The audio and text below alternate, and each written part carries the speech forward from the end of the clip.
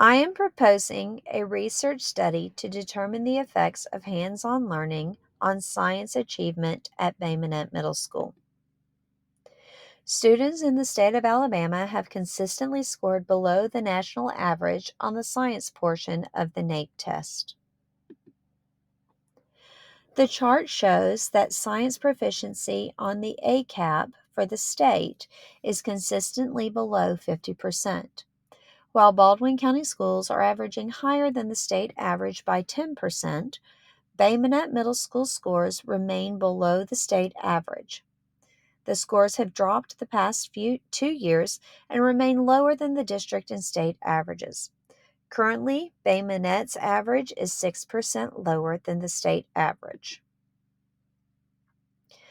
The graph shows a side-by-side comparison of science ACAP scores for Bay Minette Middle School, Baldwin County schools, and the state for the years of 2021, 21-22, and 22-23. Science proficiency in the state of Alabama is a problem because the number of STEM careers is steadily increasing. In 2019, they increased by 23%. As teachers, it is our job to prepare students for the future. This includes allowing them to develop an interest in science. Research shows that an interest in science will also help increase scientific achievement levels. One way we as teachers can help students develop an interest in science is to increase the use of hands-on lessons. Because planning and implementing hands-on learning is time-consuming, teachers often choose to rely more on bookwork, lectures, and demonstrations to teach science content. We know that these traditional methods are not best practices. John Dewey and constructivist theorists contend that students learn more from their personal experiences. Students who interact with and manipulate their environment will develop a deeper understanding that they can internalize. The more they interact with their environment, the more scaffolds they will create. Based on the understanding of these theories, teachers should strive to allow students to participate in more hands-on learning experiences. Looking at this information, I am proposing that Bay Minette Middle School science teachers conduct a research study to determine what impact hands-on learning can have on our students. For my action plan, both 8th grade science teachers and all 8th grade students will participate in the study. To ensure that the data is accurate, I propose we use a non-random sampling method. Prior to scheduling classes, all 8th grade students will be sorted into groups based on their 6th grade ACAP scores. Then, each group will be divided in half, with one half of each proficiency group being assigned to each science teacher. After the groups are divided by teacher, the registrar will randomly assign students to class periods under their designated teacher. For the instrumentation, the instruction model has Teacher J incorporating a minimum of 2 hands-on lessons per week, while Teacher R will continue to use bookwork, lectures, and demonstrations. Both teachers will work together to determine which standards they are teaching each week. Teacher J will also work with the curriculum leader at Bay Minette Middle School and the AMSTI coordinator to design hands-on lessons. Since Teacher J has recently been trained as an AMSTI teacher, she will be allowed to use AMSTI lessons along with any resources she can find or design. Each teacher will submit weekly lesson plans to ensure they are following the established protocol. All 8th grade students will take the ACAP in April, and the results will be released during the summer.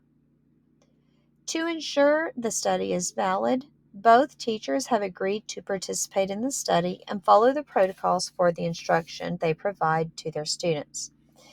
If a teacher resigns or changes subjects areas, the new teacher will need to agree to participate in and adhere to the requirements of the study. If a student leaves the school or moves into the class, he or she will not be included in the study. The external validity will be determined by the assessment tool. The assessment tool being utilized is the ACAP. All students will be required to take the test on the same day at the same time unless they are absent. This is a valid comparison tool because all students are asked the same questions. Everyone involved with the administration of the test will be trained in the proper administration. If an irregularity occurs, it will be reported to the building test coordinator and escalated as necessary. To maintain confidentiality, each student participating in the study will be assigned a letter related to their teacher's name along with a number. The only people with access to the identification numbers will be the members of the research team. Students will only be allowed to participate in the study if written consent is obtained from their guardian. All special education students and ELL students can participate in the study. Each class that has special education students will have a paraprofessional in the classroom to assist the teacher and students. ELL students will have access to Google Translate. All students in the special populations will take the ACAP with the accommodations provided in their IEP. An institutional review board at the University of West Alabama will be responsible for reviewing the research proposal to ensure the well-being of participants in the study. They will also monitor the activities involved within the project. After the ACAP scores are released, the research team will meet to compile and analyze the data. To show achievement growth, the student must show an increase in their score from the previous test. A positive result will show that students in Teacher J's class will show greater achievement. Based on the research, it is expected that student in Teacher J's class will show greater achievement on the science portion of the ACAP because they used hands-on learning to help them gain a greater interest in science, which will translate to greater achievement gains. As of now, I would not change anything in the original proposal. Additional research could be performed by increasing the number of schools or school districts participating in the study. Researchers could also look at the confidence of teachers in their ability to incorporate hands-on lessons. They could also analyze the amount and type of training teachers have received in hands-on learning to demonstrate the best way to build teacher confidence in their ability to incorporate regular hands-on learning into their classrooms.